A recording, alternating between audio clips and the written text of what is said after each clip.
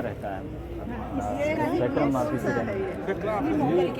ये सब इसी से क्रॉस शुरू हुआ था। क्रॉसिंग शुरू हुई है। पहला क्रॉस मैम इसको और स्पॉन्टेनियम को मिला के जो बनाए थे वो 205 1918 में। पहली वैरायटी 1918 में बनी थी।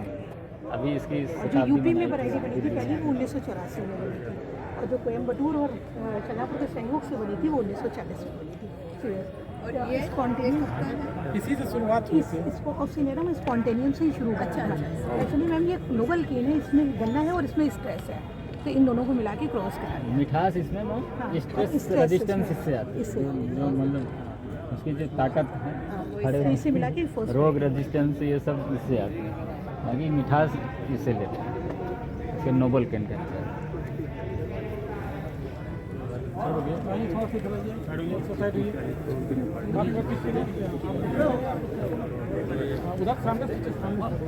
बताइए वैराइटल डेवलपमेंट के लिए यूपी में जो काम करते हैं सर, नेशनल हाइब्रिडाइजेशन गार्डन से COS की वैरायटी आती है, यूपी से यूपी सीरीज़ की वैरायटी आती है। तो उसको करने के लिए लोकल स्तर पे हमने लोकल हाइब्रिडाइजेशन गार्डन इस्टेब्लिश कर रखा है।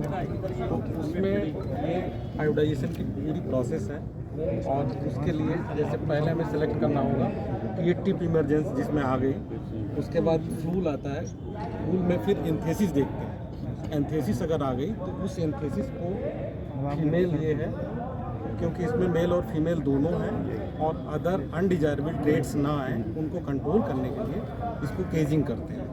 फिर हम जो ऐच्छिक वाला है हमारा फ्लावर उसको मॉर्निंग में जाकर के 5:30 बजे उसको कलेक्ट करके फूल को ये नेचुरल रेजेंस आर्टिफिशियल रेजेंस करा के इसके पॉलन ग्रेन्स को एक पुड़िया में बना के लैडर के ऊपर, जैसे वो मॉडल है, लैडर के ऊपर चढ़ के और उसमें डस्टिंग कर देते हैं। कोयम्बटूर में यही मॉडल आर्टिफिशियल बनाया हुआ है, तो उसमें काफ़ी ऊपर जाके बिल्कुल फूल के पास पहुंच जाते हैं।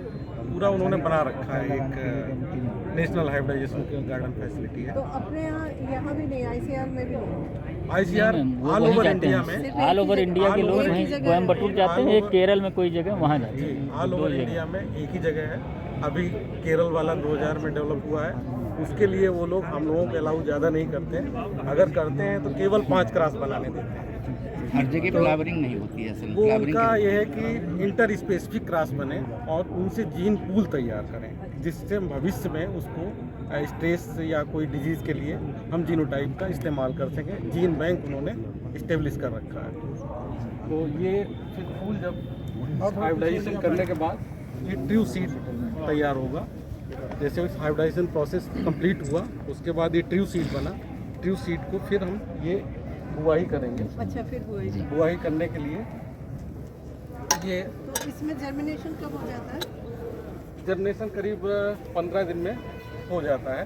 तो उसके लिए हम लोग एक बेड तैयार करते हैं, 1 मीटर चौड़ाई है इसकी, और ये फिर बेड पे ये डाला हुआ है मिश्रण, इसमें सॉइल, सैंड और ये कंपोस्ट, तीनों का 1:1:1 मिक्सर बनाते हैं। उस पर बिछा दिया, बिछाने के बाद वो वाला ट्रू सीड जो रखा हुआ है उसको बिछा दिया, बो दिया। बोने के बाद फिर ये थोड़ा उड़ने लगता है तो उस पर मिक्सचर की छनाई कर देते हैं, छान देते हैं। फिर ये जब कंप्लीट हो गया, कंप्लीट होने के बाद फिर कुछ थोड़ा बहुत ये उठा हुआ जो दिख रहा है, एक तो उसको मॉइस्चर मिल जाता है टाट ढकने से, और प्लस ये जो है हम सब ये पूरा जो है कवर कर लेता है, आशीर्वाद कवर कर लेते हैं। फिर थोड़ा सा हमें टेम्परेचर और मोटे हो गए नहीं आज ये नेता हो गए हैं इसलिए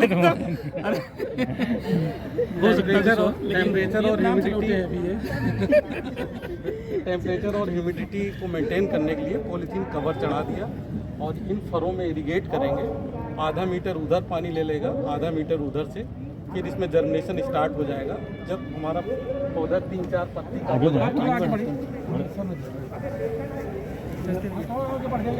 जब ये पौधा 3-4 पत्ती का हो जाएगा तब हम इसको ट्रांसप्लांट करेंगे। ये सीडलिंग थोड़ा सा ट्रांसप्लांट, इधर छोड़ दो, इधर सीडलिंग के ट्रांसप्लांट के बाद फिर हम इसको, क्योंकि जब पहली बार गन्ना ग्रो करता है उस ट्रू सीड से ग्रो करता है तो थोड़ा पतला रहता है और उसमें हमको क्वालिटेटिव ट्रेड्स इतने अच्छे ढंग से निडिल नहीं घुसती है और गन्ने भी ज़्यादा नहीं मिलते हैं, तो हम इसकी रेटूनिंग करते हैं।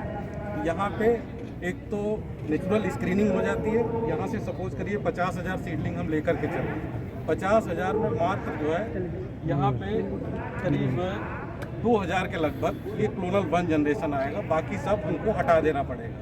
तो ये कुछ तो मोर्टेलिटी उसमें हो जाएगी ड्यू टू टेम्परेचर, और कुछ लो क्वालिटी और लो क्वांटिटी। फिर उसके बाद जब इसको गन्ने को काट के पहली बार बोएंगे, क्लोनल 1 जनरेशन कहलाएगा। गन्ने को पहली बार हम कट कर रहे हैं। ये क्लोनल 1 जनरेशन में वही क्वांटिटेटिव और क्वालिटेटिव ट्रेड्स को लेते हुए प्लस अभी डिजीज रेजिस्टेंस का यहाँ पे नहीं है, उसको आगे बढ़ा देंगे। तो हमारा 2000 में मुश्किल तो ये 500 पौधे होंगे, 500 वैरायटी। फिर 500 वैरायटी में से फिर ये C1 में ले, C1 में भी वही प्रक्रिया, और C2 में ये 200 बचेंगी, केवल 200 वैरायटी। 50,000 में से केवल 200 वैरायटी बचेंगी। 200 वैरायटी बचने के बाद फिर इसमें हम इसी स्टेज पे प्लांट पैथोलॉजी डिवीजन को कुछ गन्ने दे देते हैं, जो इस समय स्ट्रेन चल रही है CF13, CF08। इनका इंजेक्शन वो उस गन्ने में लगाएंगे। यदि वो गन्ना क्वालिटेटिव और क्वांटिटेटिव ट्रेड्स में ठीक है और डिजीज रेजिस्टेंस भी है, तो हम उस गन्ने को आगे बढ़ाएंगे, प्रीलिमिनरी वैराइटल ट्रायल में ले जाएंगे। यहाँ पे हमारी करीब 40 वैरायटी होंगी।